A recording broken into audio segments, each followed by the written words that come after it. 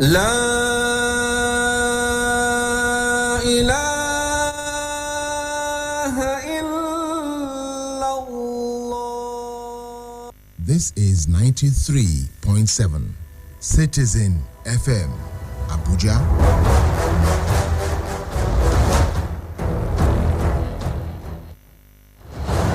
Time for news on the hour.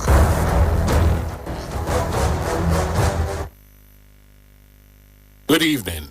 It's a warm welcome to Citizen FM News at 6. I am Bolawala Makinde.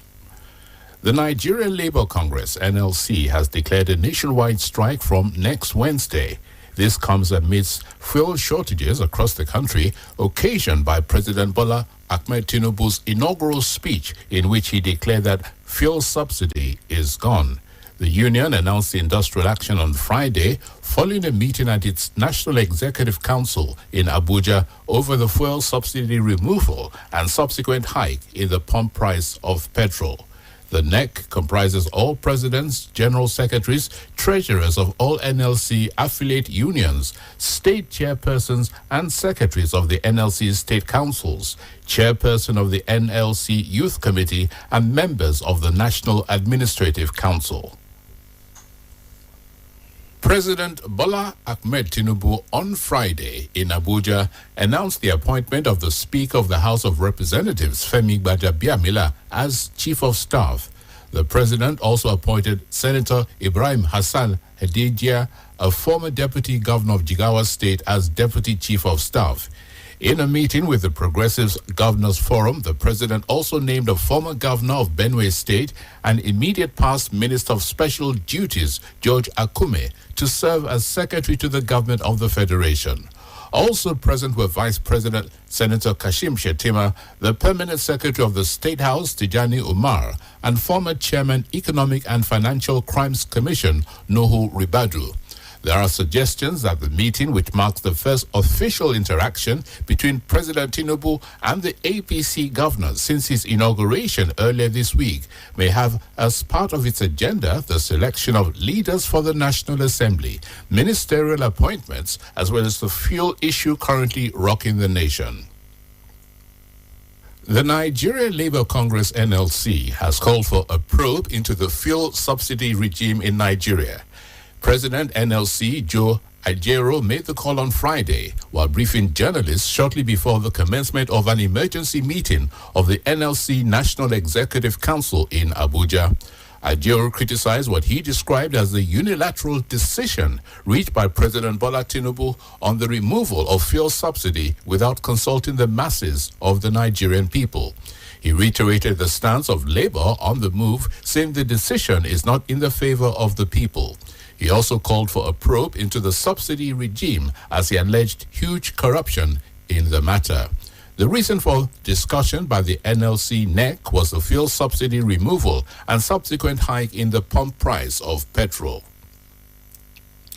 The Group Chief Executive Officer, Nigerian National Petroleum Company Limited, Mele Kyari, on Thursday described the removal of subsidy payment on fuel as painful. Kyari said the federal government is aware of the pain Nigerians were passing through and was working on alleviating it. Beside the pains, the NNPCL boss explained that the masses would benefit a lot from the decision taken by the administration of Bola Tinubu. The Oyo State Police Command has declared the sacked chairman of Park Management System, Mukaila Lamidi, a.k.a. Auxiliary, wanted. The authorities revealed this in a media briefing on Friday. The move follows another raid on his hotel where more dangerous weapons were recovered on Thursday. Policemen had stormed Auxiliary's Ibadan residence, recovering weapons and ammunition.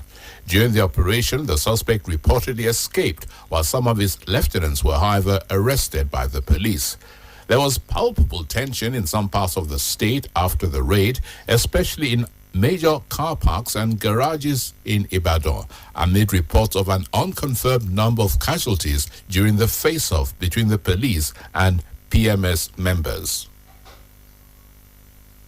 A Benue State High Court has upheld the suspension of former national chairman of the People's Democratic Party, Iyorchia Ayu.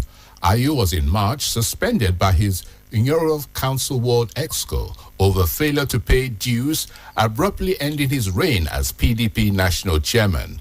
The Ward Exco had also accused Ayu of anti-party activities after Wite passed a vote of no confidence in him. While reading their resolution at the time, the secretary of the party in Igorova Ward, Vanguard Duyum, said Ayu's anti-party activities alongside his allies contributed to PDP's loss in his ward and local government in the governorship election. They also alleged that the PDP chieftain did not vote during the governorship and state assembly elections held on the 18th of March 2023. In foreign news, social media and messaging platforms have been blocked in Senegal after unrest erupted at the sentencing of opposition leader Ousmane Sonko. At least 9 people were killed when Sonko supporters clashed with police in several cities on Thursday. Sonko was not in court when he was given a 2-year jail term for immoral behavior but cleared of rape charges. The justice minister said he could be arrested at any time and police are surrounding his house in the capital. More shelling has been reported in the Sudanese capital Khartoum as fighting between the country's warring generals intensifies. Witnesses reported artillery fire around the state television building in the adjoining city of Omdurman. The army announced it had brought reinforcements to the capital from other parts of Sudan. In sports, the Flying Eagles will take on South Korea in the quarter-finals of the FIFA Under-20 World Cup. South Korea defeated Ecuador 3-2 on Thursday night to set up the tie with the Nigerians, who stunned host Argentina 2-0 the previous day. Both sides will square up at the Estadio Único Madrid de Calduz in Santiago del Estero on Sunday for a place in the semi-finals of the competition. Against Ecuador, South Korea raced into the lead in the 11th minute of the tie, courtesy of a Lee Young-jun strike. 8 minutes later, Bae Jong-hoo doubled the scoreline. And that has been Citizen FM News at 6. I am Bolawala Makinde. The news was edited by Lawrence Umwete. To listen to us online, please visit www.citizenfm.ng.